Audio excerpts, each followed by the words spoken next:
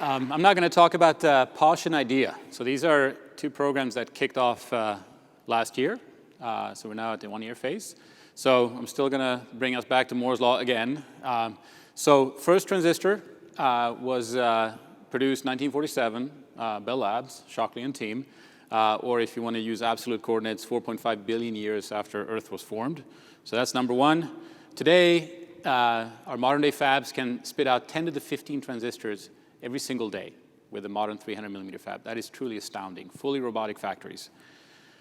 But there's been a cost to this enormous complexity that Brusick also mentioned, right? We can create amazing chips, and companies like AMD and Qualcomm and Intel and NVIDIA do this on a continuous basis. And it's truly amazing that they come out first time right.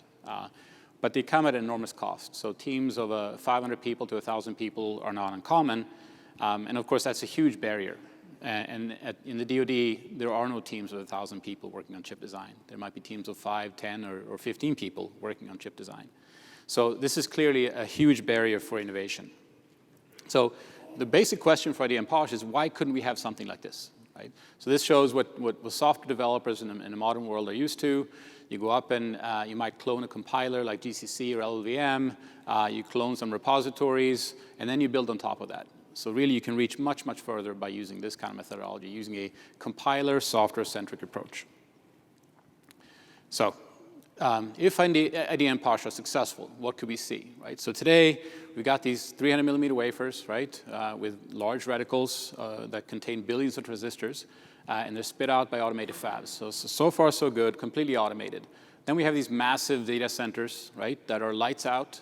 A single sysadmin could potentially provision, a million servers single-handedly.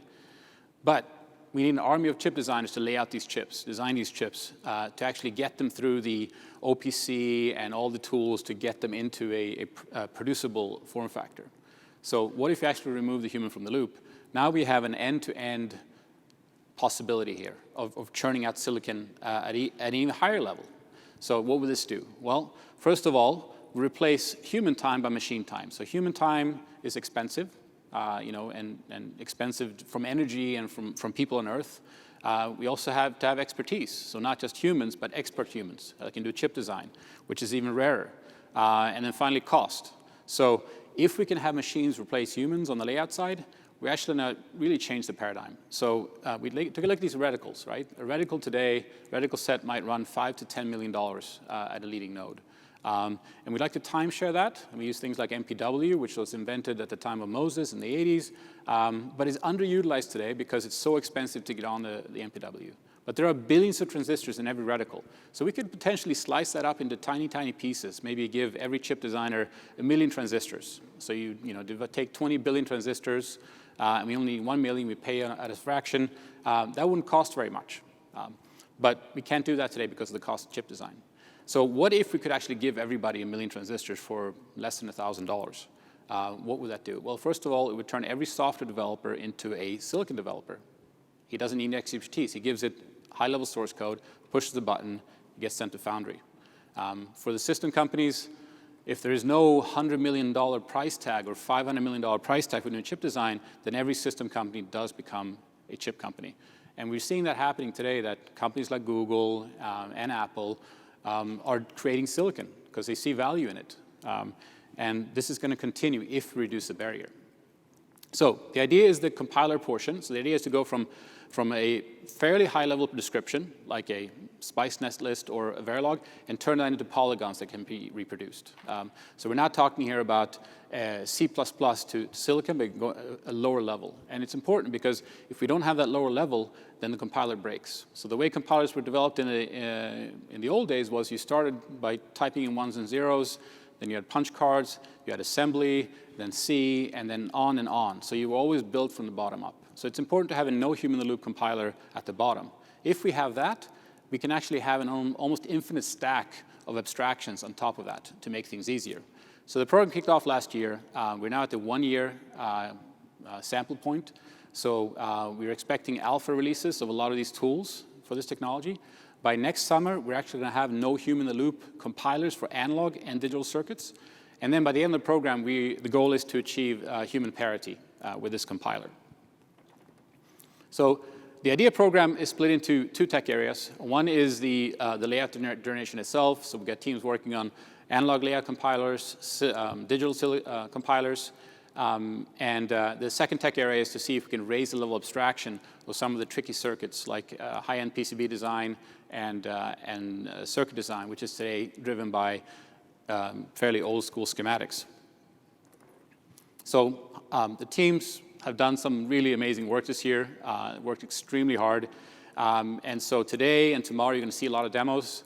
4 of the teams are going to come up here from the Posh and IDEA programs to give demos on their progress. And then tomorrow, we're going to have a workshop where all 22 teams are going to demo what they did in the first year. So we live by the edict in this program, demo or die, which is a nice acronym, DOD. So you're going to see from UCSD the first deep submicron open source netlist to GDS2 tool. So this was a lot of scaffolding to build in the first year, right? So this is not no human in the loop yet, but it is amazing that they were able to pull that off in 1 year with mostly student efforts, with some assist from previous industry efforts. We've got 3 teams, UT Austin, University of Minnesota, and Cadence working on automated layout tools and really doing pathfinding for reaching that no human in the loop goal of the second year.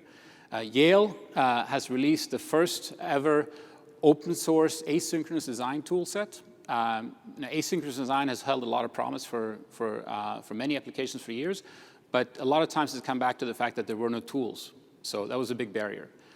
University of Michigan has created a high-level creation tool for analog circuits. So imagine you have somebody who is not an analog design expert. That person could not go out and design a proper analog circuit without assist. Now that person can. And finally, Northrop Grumman and JEDEX are working on high-level intent-driven board design. So that was the compiler portion. But a compiler is not very useful without a library of codes, right? So, like a C compiler has standard lib, so the code is important. So if you look at what software has done over the years, they've adopted for portions of the development an open source model. Open source means you can share the code freely, you can build products on top of products, and you can create this really, really elegant, almost infinite stack of abstractions to reduce cost of development. We can't do that in chip design today because every piece of IP is bound by EULA, which forbids us from sharing that IP with anybody else and really building on top of it. So this is very, very restricted. It means that our development stack in hardware today is only 2 levels deep. So if we think of the next generation chips, which might have 1 trillion transistors someday, do you really want to design a 1 trillion transistor chip with only 2 levels of hierarchy? So research teams, so we've got one group of teams working on the verification of these IPs. So one big difference between this ideal world of open source software and hardware is the fact that the cost of making a mistake in hardware is infinitely higher compared to software. In software, we can always recompile and patch. In hardware, if we tape out a bad chip, we have to live with it forever. So verification is really key to this program. So we've got a few teams working on delivering assurance that the IP that we integrate is good. And then second, we're trying to stand up an ecosystem of analog and digital IP that really has high quality. So there has been open source IP in the past, but in general, the quality hasn't been there to really warrant taping out products with it. So we're investing in high quality IP. So if you look at some of the highlights, you're going to see a demo from Dr. Keiter from Sandia, showing what I would argue is the fastest SPICE simulator on the planet as part of this program. You're going to see Stanford and Princeton demoing a really nice closed loop formula verification system. So one of the challenges in formula verification has been that you write a proof, but you never really know if your proof is enough, right? There's no proof of the proof. So you need to close that loop. And so they have some nice technology in that part. Xilinx is going to show mixed hardware-software emulation. And of course, for the DoD, where we build very complex system that consists of complex hardware and complex software, the ability to emulate those 2 pieces together is very important. Synopsys is going to show one of the first analog emulations that have been around. So emulation of digital circuits has been fundamental to first silicon success for the last 10 years. Pretty much every major semiconductor company today is running emulation of their full SoCs, but we haven't been able to emulate analog circuits, so, which is a much, much harder problem because FPGAs are digital in nature, they're not analog. And finally, we're really trying to bootstrap this community of open source hardware developers. So this is a community drive, and USC has open sourced the first really leading edge SAR ADC in 65 nanometer as open source. So that's kind of the first year plan. So if we look at the second year, what are we going to do? Well, we're going to reach this no human loop goal, and so teams are marching forward. But if you look at focus, what we found in the first year as we're really pathfinding, maybe not to such a huge surprise, the lack of data for some of these machine learning concepts was a huge barrier.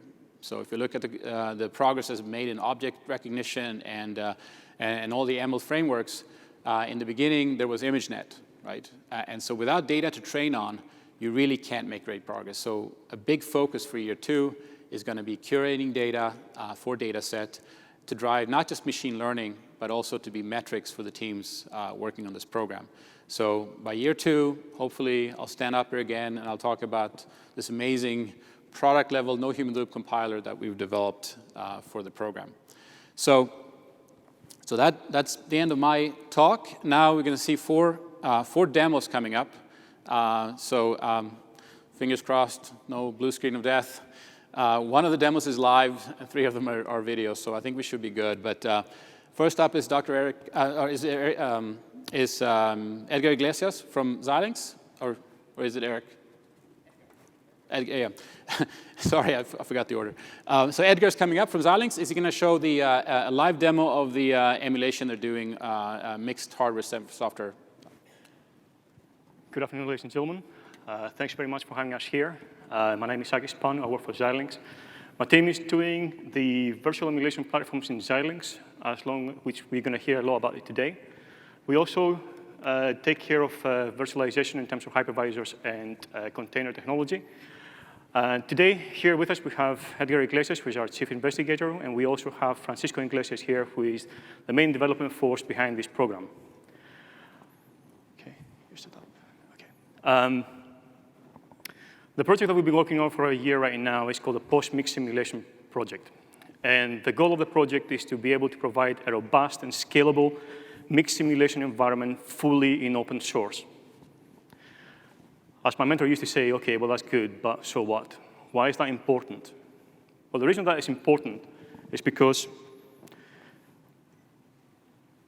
typically, when we come to system development, we actually have something like this particular flow. The hardware design starts first, okay? During that phase of the hardware design, we actually have countless of hours of simulation, which sometimes one of these runs of that simulation can last between an hour, a few hours, a day, maybe a month.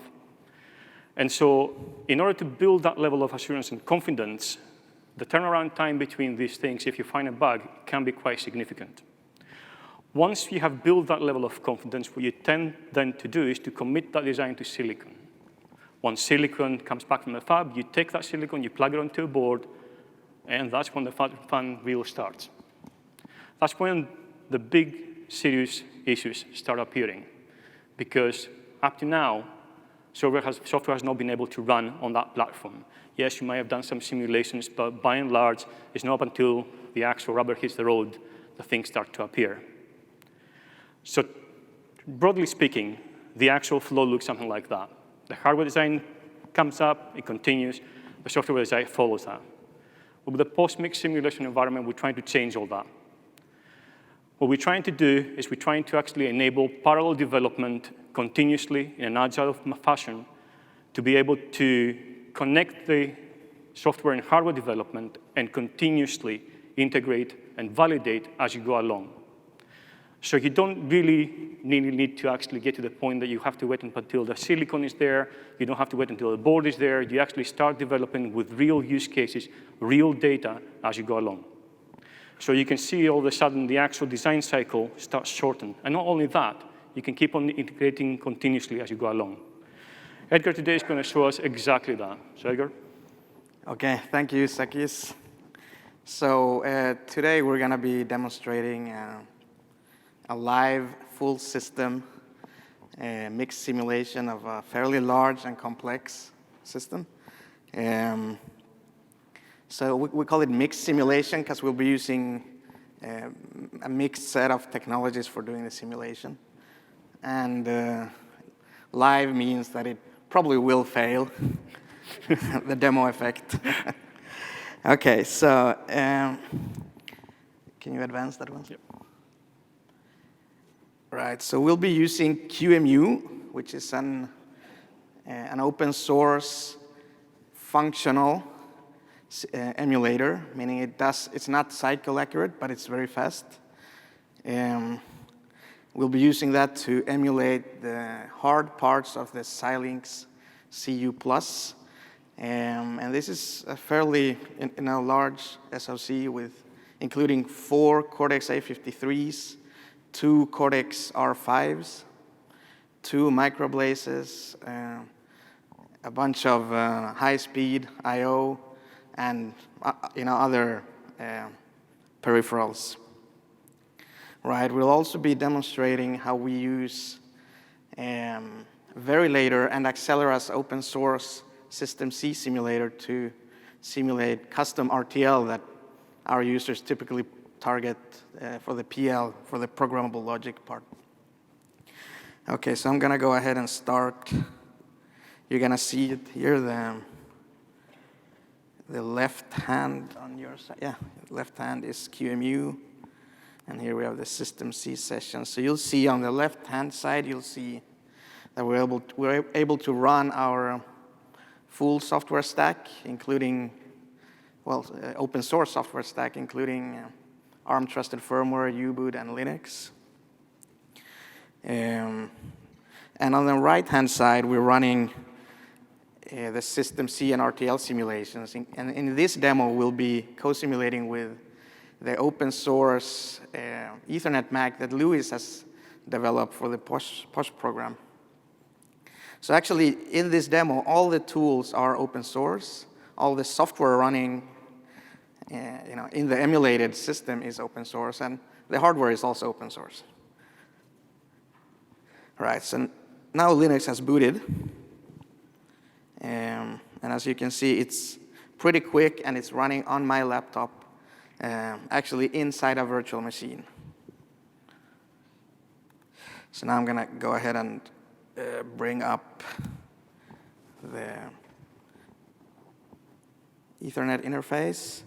And what we'll be doing here is that we'll be using the simulated system as a web proxy so that we can use the browser on my laptop browsing through the emulated system. And we're going to be downloading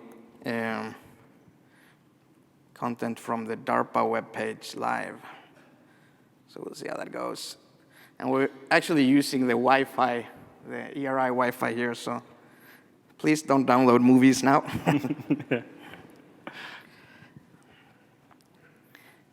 Okay, that went pretty okay.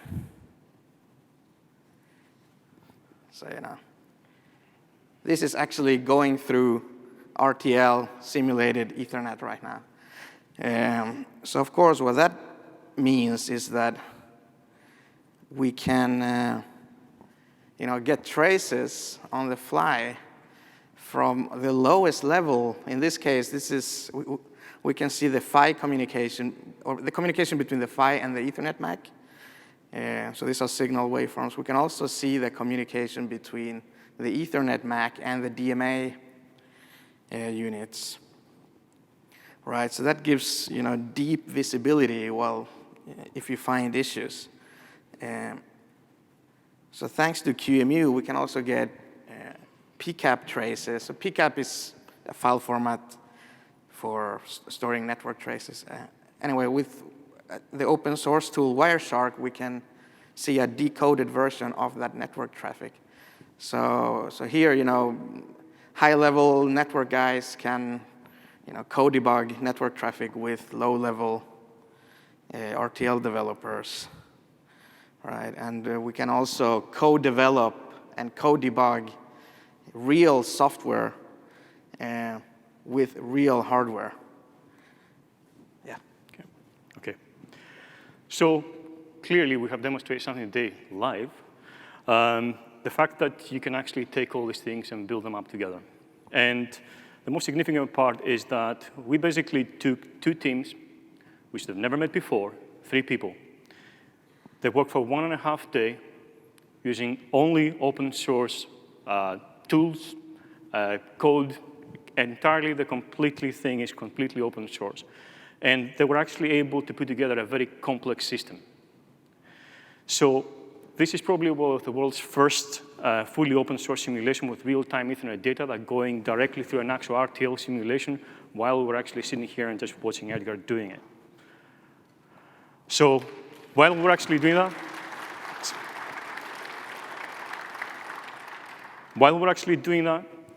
we actually discovered really hard bugs to track.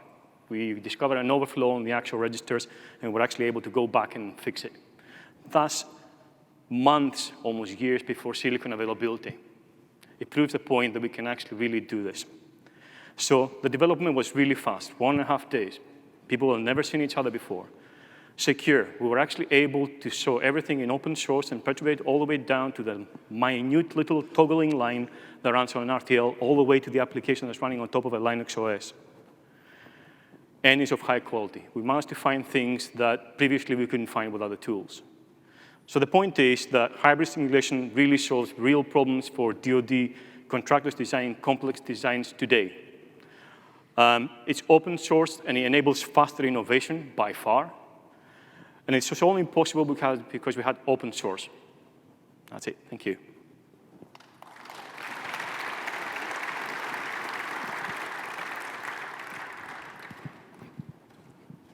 All right, that was awesome, I thought. All right, so now coming up is Dr. Eric Keiter from Sandia.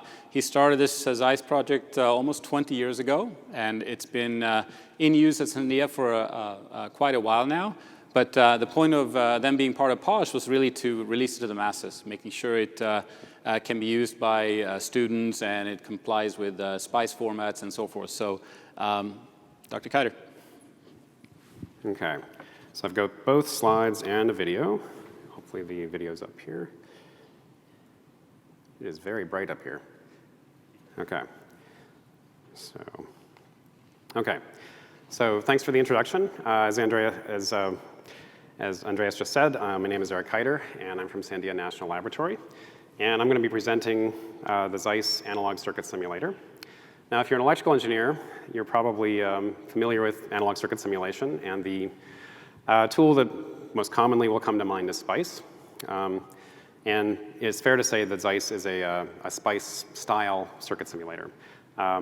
We did not develop it by branching off of SPICE 3 or any of the other freely available SPICE codes. We developed it our own from scratch. The reason that we did that was because we had a mandate at the beginning to make Xyce be a distributed memory parallel computer, or not computer, simulator. And within the high-performance computing community, the lore is common that it's better to write a code from scratch if you want to get scalable parallel performance than it is to retrofit an existing legacy code. So that's why we wrote it from scratch. Doing so required us to develop a number of unique solver algorithms. Of course, some aspects of any simulator are pretty easy to scale in parallel, and other aspects are not so easy. The aspect in circuit simulating that's not so easy is the linear solver for circuit matrices. Circuit matrices are notoriously ill-conditioned and have structures that are a bit unusual, and so making those work well in parallel is difficult. But we have a research track record of doing that and a publication record. And so I think we've achieved a certain amount of success in doing that. However, we're not primarily about publishing papers. The goal in creating Xyce was actually to create a tool that was actually useful to real designers and real circuit analysts. And so to that end, we've worked pretty hard to implement all of the standard industry compact models that you would find in a typical commercial simulator. And we've also spent a fair amount of effort, especially recently, to try and make Xyce as compatible with commercial tools such as HSPICE as possible. because we're part of the IDEA and Posh programming, one very important feature of Xyce is that we're open source, GPL version 3 license. We actually open sourced a number of years ago in 2013, and we've had many, many people download the code since then. But I think with our involvement in the IDEA Posh program, that's kicked up another order of magnitude, the number of people who seem to be interested in using Xyce. I'll also mention that because our funding agencies that have paid for a lot of Xyce's development in the past, they've required us to follow a certain software quality practices, and as part of that, we do formal code releases every 6 months. The most recent one was last month in June of 2019. That's version 6.11, which is actually our 24th major release. So if you're interested in obtaining Xyce, there's basically two options. There's the website that we set up back in 2013 when we open sourced, and that's still a good place to get lots of things. Most of our documentation is there. All of our instructions for building Xyce are there. If you don't want to build Xyce, you can get binary executables there, which is useful for some people, as long as you're willing to run on certain operating systems. And also our entire test suite is there, which includes many thousands of tests. But one thing that was lacking from this particular website was development branch code. And since there are, the more we've worked with other people, the more it's often become apparent that our 6-month release cycle was a bit too slow. So occasionally a bug fix would come in, or a new model would come in, or a new feature would get implemented, and somebody really needed it quickly, particularly somebody externally. And so in part with the encouragement of the DARPA Posh program, Xyce is now up on github.com. And so you can get development branch Xyce if you just do a git clone, as Andreas was describing. This is actually a mirror of the Git repository that we use at Sandia, and we synchronize it about once a week or so. So within about a week window, you should be able to get the most recent version of Xyce. So I wanted to focus on one particular advantage of an open source simulator, and this is one that not everybody thinks about. But one advantage of an open source simulator is that the number of licenses you have available to you is unlimited. And the reason that that's important is if you want to do variability studies, if you're interested in process variation, there's no limits on the number of different of simultaneous Xyce objects you could have running at any given time. Within Sandia, in fact, this is probably the most popular use case for Xyce. We've had users run Xyce where they're doing parameter variability studies, not just looking at process variation, but experimental variations where they're running up to many tens of thousands of Xyce simulations at once. Or maybe not at once, but ultimately in the study. And the reason that this is great the reason that open source allows you to do this is that for most small to moderate sized companies, if you have a commercial simulator, it's very, very common to have maybe one license or maybe a couple of licenses, something like this. If you only have a couple of licenses or just one license and you want to do a really large corner study that involves maybe several hundred calculations, you're stuck doing all those calculations sequentially.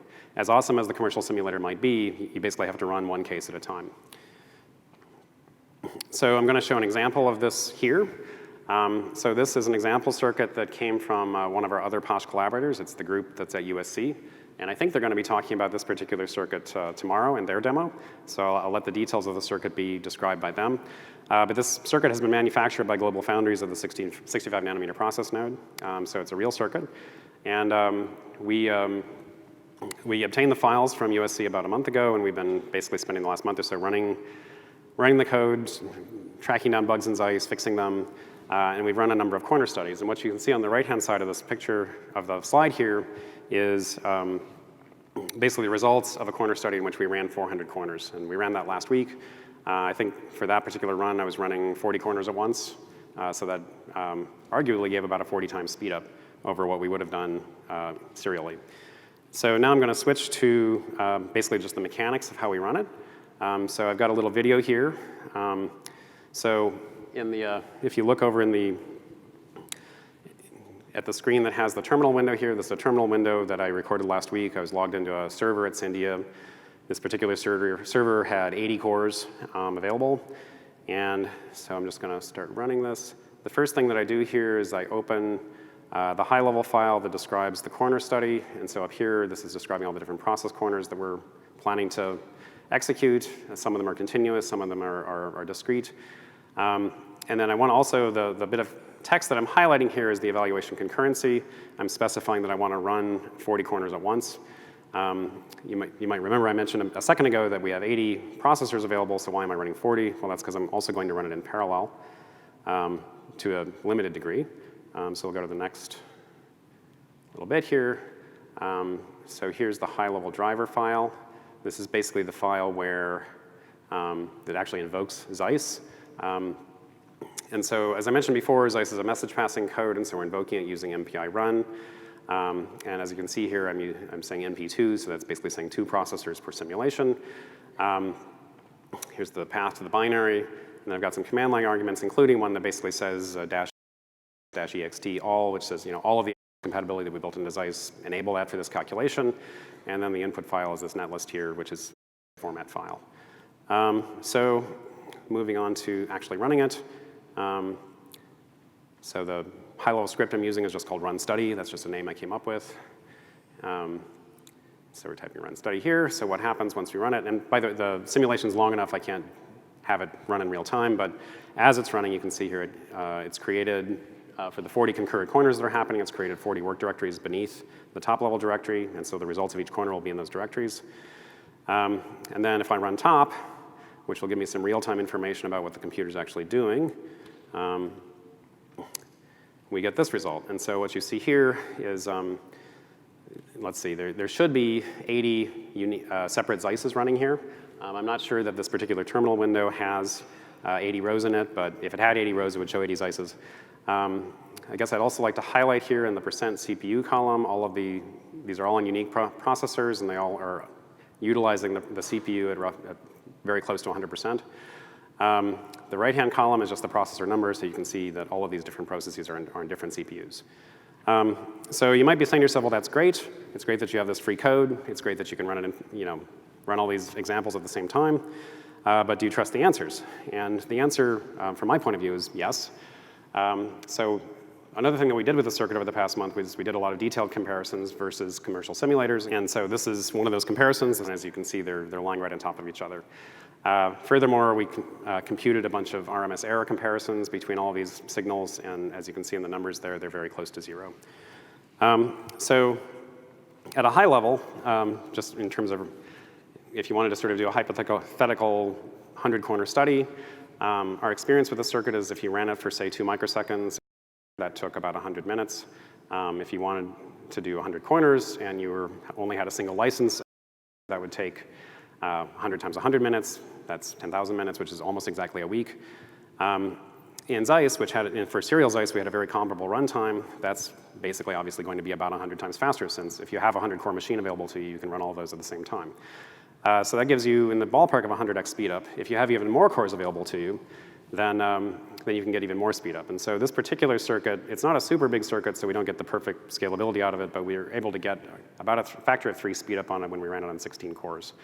So if you have enough cores to do that, then that would then give you a roughly 300x speed up for this corner study. And I think that's my last slide, so I'll wrap it up. So, I consider that pretty amazing. That's possibly a 100x speed up, and it's free. So I'd encourage everybody to give it a shot. So now, Professor Kahng is going to come up and talk about his netlist to GDS2 demo. And I have to give Andrew a lot of credit for herding cats. This is a very big team, and this is a very, very difficult effort commercially. There have been billions and billions of dollars spent on solving this problem over the last 20 years. So this work was done mostly by students over the course of a year, with some assist from I would say, senior industry experts. But an amazing effort the first year. And so, Andrew, please. Thanks.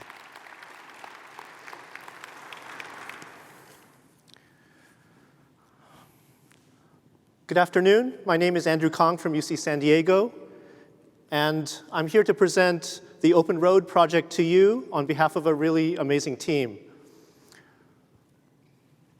Open Road's task is to deliver the digital layout generation part of the IDEA Hardware Compilers 2.0 vision.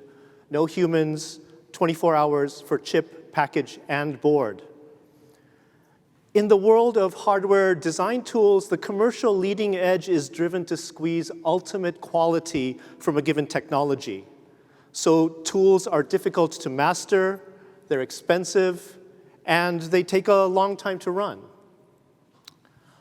Our focus is on ultimate ease of use, saving time and effort using technologies such as partitioning, machine learning, and parallel optimization. Today, fewer and fewer organizations are able to tape out working chips, so our mission is to enable access to hardware implementation for all system innovators and designers. As I mentioned, we're developing tools for digital layout generation across chip, package, and board, but even further,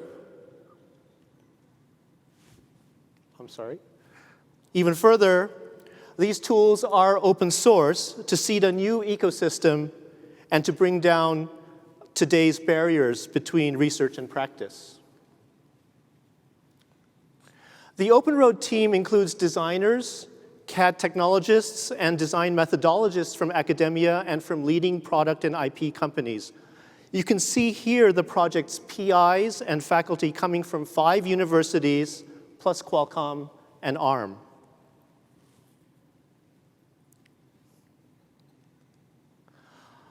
Our first year has focused on the IC space, what we call the RTL to GDS chip implementation flow, starting with logic synthesis and ending with a GDS2 tape-out database. Today, I'll show you our RTL to GDS toolchain's capability of producing DRC design rule clean layout in a foundry enablement. This is a key first milestone in our 4-year journey. So starting right now, on the right-hand screen is an execution of, actually, that would be the left-hand screen, an execution of OpenRoad's toolchain from synthesizable Verilog to final layout. So the session starts by scrolling through tools directory, test platform, and run script. Our test platform comes from our Michigan SoC design subteam. It's a RISC-V core, codenamed Vanilla Bean, originally developed by Michael Taylor's group for the CRAFT program. Vanilla Bean has been part of several tapeouts at technologies ranging from 16 to 180 nanometers. It has 17K standard cells, about 66K bits of SRAM, 700 pins, and we implement it in TSMC 65LP with ARM libraries and IPs. Synthesis is by the Brown University subteam, who have made a number of extensions to the well-known Yosis plus ABC package. Floor planning runs for around 30 seconds in total and has a bunch of steps inside, such as I/O placement, which is called out in the video, macro placement, power ground mesh layout, tap cell insertion, all to prepare for standard cell placement. And the huge complexity and scope of what gets lumped under floor planning is why there has never been a commercial tool that automates this task. And now here in this slide and other slides, you'll notice that some names are in orange-red font. So beyond our own efforts, there have been several purpose-built open source contributions, such as the I/O placer from Brazil, to plug holes in our flow. And we're exceptionally thankful for the support that we've had from around the world, and we're gratified to see momentum building around this open source flow. So from the floor planning output, here is the macro placement, the power ground mesh, and the I/O placement.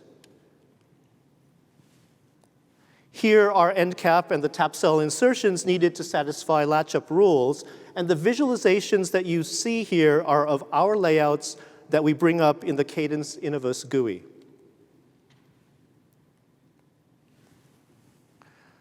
So OpenRoad has an analytic placer based on the electrostatics analogy. It handles mixed macros and cells together. We fix timing after global placement using the resizer code developed by James Cherry of Parallax Software, and our detailed placement legalizer was contributed by researchers at Postech in Korea. So the placement step takes actually less than a minute. And here is a GIF of the analytic placement showing how it transforms from wire length minimization to density balancing across its iterations. And here's another view of the same placement shown in the Innovus GUI.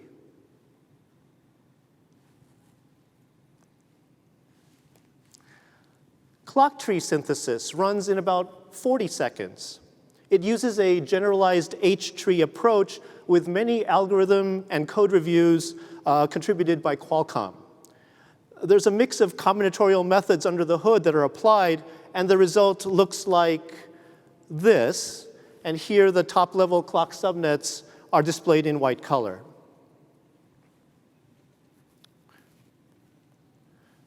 Global routing was developed at UT Dallas, starting from the well-known box router from UT Austin. And very importantly, it outputs the so-called route guide format that we use to achieve a well-defined handoff between global and detailed routing. And such a handoff has always been hidden inside any given commercial place and route tool. Detailed routing comes from UCSD, and it's the first academic router that can achieve DRC clean results in a 65 nanometer foundry technology. Right now, these tools run for about 7 minutes and 12 minutes respectively, running single-threaded and without tuning. So the entire flow runtime is just under 24 minutes. And this is the final detailed routing result. And in the Cadence Innovus verified design rule checking result, you can see in the video as well as in the main screen that there are 0 violations. So as a little epilogue, we do complete the RTL to GDS toolchain using an updated version of open source Magic. And yes, for those of you old enough, it's that same Berkeley Magic, now in version 8.2, which is maintained by Tim Edwards of efabless.com. And Tim has been another really great friend to our project. So looking ahead to year 2, our tool chain today with its file-based integration is 1980s EDA. Since the turn of the century, all of commercial EDA has had the same canonical architecture for RTL to GDS, tightly coupled algorithms on a shared incremental substrate. And so our version 1.0 release depends on advancing 20 years up the EDA industry's learning curve in the next 2 or 3 quarters. So critical foundations and infrastructure, from overall architecture to DevOps, database, and corporate AE, and product engineering roles, all must stay in the hands of folks who've done it before. And so 3 absolute rock stars of EDA, if I may say that, are now very hands-on as part of the Open Road team. So Tom just joined us full-time from Intel. He's led Primetime, the first release of open access, the first Cadence common timing engine, R&D at Simplex, and much more. And Lucas was co-founder of Magma. And James is the author and contributor of the OpenSTA timing engine and has also been contributing resizer and production-proven readers and writers over this past year. So it's folks like these who give us a fighting chance at our V1.0 target. More information about Open Road is available from our website. You can see news about tools being open sourced, our outreach efforts through workshops and competitions, publications, and other useful material. And tools that I've mentioned today are open sourced and can be found through our GitHub organizations page. Especially, there's a nascent alpha release repository, and that'll be demoed live tomorrow in the integration exercise. And finally, I started off by saying that I'm here on behalf of a really amazing and dedicated team. Here again are my co-PIs at the universities and the companies. Most are here this week, along with students and consultants. We're just thrilled to be part of IDEA and the ERI, and we look forward to learning about your interests in our project. Thank you very much. All right, so one more demo today. We're going to see Professor Clark Barrett from Stanford coming up to talk about all the great projects they're doing in making sure that this open source IP that we will hopefully be using can be trusted.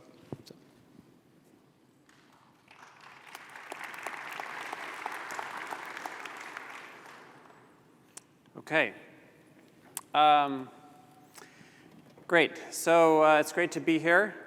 As Andreas said, my name is Clark Barrett. I'm a professor of computer science at Stanford. And I'm going to be telling you about the Upscale project. And our goal here, our big goal here, is really to improve the scalability and the thoroughness and the automation of verification technology. So it's my great privilege to work with a fantastic team. So in addition to me, there's Mark Horowitz and Subhashish Mitra at Stanford University. And then at Princeton, we have Arti Gupta and Sharad Malik. Okay, so these days, SoCs are complicated things. They include things like processor cores, accelerators, and other uncored components, as well as analog and mixed signal. And one of the great challenges is making sure that these components work correctly and work correctly together. And there can be a lot of ways that this can go wrong. There can be logic errors. There can be manufacturing errors. And these days, the time it takes to do this kind of verification can take more than the time it takes to do the design itself. So our goal is really to address this challenge, tackling it on a number of fronts. So we have a number of foundational technologies, model checking, which is a formal technique built on dramatic advances in Boolean satisfiability solving, satisfiability modulo theories. And so we're building open source tools that can take advantage of all of that. ILA models, which are a sort of lightweight specification framework that can be used to specify in a high-level DSL what these designs actually are supposed to do. And then mixed signal models, which we use in order to be able to verify using digital technology analog components. Now on top of these, we have even sort of more exciting, powerful techniques, symbolic QED, which can automatically overnight verify a processor or an SoC with a processor inside, AQED, which extends this to accelerators, and then ILA-based techniques where we can use this lightweight specification, these ILAs, to show that designs actually match those specifications. In addition, we have EQED, which is a technique for post-silicon localization of bugs, and we're also building a high-speed PHY, an open source PHY, that we're going to use to sort of show that these mixed signal models work. Now, I can't show you all of this today, so I'm going to show you one demo, which will be on the symbolic QED, and I'm also going to tell you a bit more about the ILA modeling and the mixed signal models. Okay, so first let's talk about symbolic quick error detection, or symbolic QED. So this is a technique that's targeting primarily some system with a processor core, although it does have extensions, like I said, that we're working on for accelerators. And this is being done by me and Professor Mitra. So here's the big idea for symbolic QED. Basically, we want to take all of the difficult part out of formal verification and make it so that an engineer can do it. And so what our flow looks like is you take your RTL, something with a processor core in it, and then you just take a high-level description of the ISA. Okay, this is just what you can get right out of the ISA manual, and that's it. You put that into our automated flow. It runs symbolic QED. It uses the model checker under the hood, and out comes a very short sequence of instructions that will trigger a bug. Now, this can be used, like we said, on processors. We're extending it to accelerators, and it scales to very large chips. We've run it on designs with 500 million or 1 billion transistors. Now, what's really exciting about symbolic QED, if you look at sort of other verification techniques, you have things like random testing, which is very automatic, but not very thorough. You have things like formal verification, which in the past has required a lot of manual effort, but can be very thorough. So symbolic QED really takes the best of both of these approaches. And to tell you about one case study, we worked with Infineon over the last year or two. Looked at 16 different automotive IP designs, processor cores that they have used over the last 5 years. Running symbolic QED on these cores, we were able to find all of the bugs that they found. And in addition, we found some things that they didn't find, which ended up being errors in their specification. But what's really exciting is that not only did we find all the bugs, we were able to do it at a productivity gain of up to 60x, meaning what took them 6-person months took 2-person days because of this automated flow. And I won't say much about it today, but there are also additional applications of this technology. We've been able to use it to derive new security attacks and to detect hardware Trojans. Okay, so now we're going to show you a demo, and this demo is also available on GitHub. You can run it yourself. You can see the video yourself, but we're going to show it right now. We demonstrate a generic approach to symbolic QED. Our workflow is based on a generator that reads in a description of the design and automatically generates a QED module. We apply symbolic QED to write core, a RISC-V processor core. We are going to put on 2 hats, the hat of a designer, the hat of a verification engineer. To apply symbolic QED to our design, we have to fill out the template format file provided by the verification engineer. This is the format file for write core. It specifies parameters of the design such as the length of an instruction and the opcode encodings. This information can easily be obtained from the ISA manual. This is an example of the opcode encoding of the register type add instruction. We list the encodings for all instructions in this file, which has about 200 lines of code. After we have filled out the file, our workflow automatically generates the QED module from the format file. Then we wire up the generated QED module to our design. This step is currently semi-automatic as it requires some manual work. Given our design with the wired up QED module, we start the model checker to run symbolic QED tests. Running symbolic QED is completely automatic. If there is a bug in our design, then our workflow produces a bug trace that we can inspect and analyze. Now we actually run the workflow. We automatically generate the QED module, which consists of 450 lines of Verilog code. For wiring it up, we modify our design by predefined patch files, and then we start the model checker. After about 100 seconds, the model checker returns a bug trace. We inspect the bug trace using a waveform viewer. We identify a sequence of 4 instructions. The first 2 instructions store a particular value in registers 5 and 21. The third and fourth instruction square the values and store the result to other registers. In our example, these computations produce an incorrect result. The verification engineer provides the designer with a short bug trace, that is, a sequence of instructions that produce an incorrect result.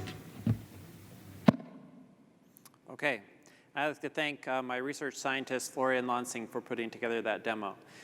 So notice that's almost completely automatic. You write your ISA, you plug it in, and out comes 4 instructions that create a bug. And this is a real bug that we found on a real RISC-V processor. We just downloaded it, ran symbolic QED, and this bug popped out. You can find, if you go look at their GitHub issues log, you'll see the bug that we filed, and they fixed it. So this demo and several other demos that I don't have time to show you today are available at the addresses shown on the slides. Okay, so now I'm going to tell you quickly about instruction level abstraction. So the idea here is, so great, suppose you don't have an ISA, right? Now what do you do? So this is the great work being done by the team at Princeton. And first of all, the thing to notice is if you have like a standalone accelerator or some other piece of IP without an ISA, often if you ask, well, what does this thing do? You get something back like this diagram, right? So the specifications that we have are informal, ambiguous, possibly incomplete. And so what instruction level abstraction is trying to do is trying to fill this gap with a very nice framework that allows you to use something like an ISA. So the idea is, say you have like an AES accelerator. It may not look like it has anything like an ISA, but actually there are several kinds of operations you can do, right? You might be able to set a key, set an address, start the encryption process, and each of these are kind of like instructions. So what an ILA does is it gives you a DSL for specifying these high-level abstract instructions for your accelerator, and then we can use those to reason about the design. So the workflow for ILA looks like this. We have a DSL embedded in C++ where we can specify these high-level instructions that are meaningful for our accelerator. And then we need just a refinement map that just says for these high-level instructions, how do those map to the actual pins on the accelerator? So that's pretty simple. And then we have a verification script that takes in these files and it compiles it with the ILA library, which we provide, and then it outputs Verilog. And then this Verilog, in addition to outputting the Verilog, it outputs a set of assertions for our open source model checker, COSA, and then we can run these assertions with your actual RTL, and this will be able to check whether the design implements the specification. Okay, and for this, we also have a demo available, which will be shown tomorrow. Okay, the last thing I want to mention is this mixed signal model technology. So this is work being done by Mark Horowitz's group. So the idea here is, okay, suppose you want to do mixed signal emulation. Well, typically, if you want to do emulation, you'll take your design, compile it into an FPGA. This is great because it runs, orders of magnitude faster than just pure simulation. But now what happens if you've got a little analog block in there? What are you going to do? There's not a straightforward way to map that to an FPGA. So this is where this technology comes in. It starts with a tool called MSDSL. This is a Python library that provides a set of abstractions for modeling analog circuits. And so we can actually write a behavioral model of our analog circuit using MSDSL and compile it into a digital model. Now to do this, we also had to be able to reason about fixed point arithmetic in Verilogs. We have a separate project that we use for that called SVReal, which we also developed. Now there's another library called Anisimod, which takes the results of this digital model and provides you a set of tools that can be used to push it into the FPGA. And all of this is available on GitHub. Okay, and again, the demo is available. What the demo shows is that we can run something using an FPGA with an analog PHY, and all of this can be done very fast and very efficiently. Okay, and with that, I'm done. Thank you very much.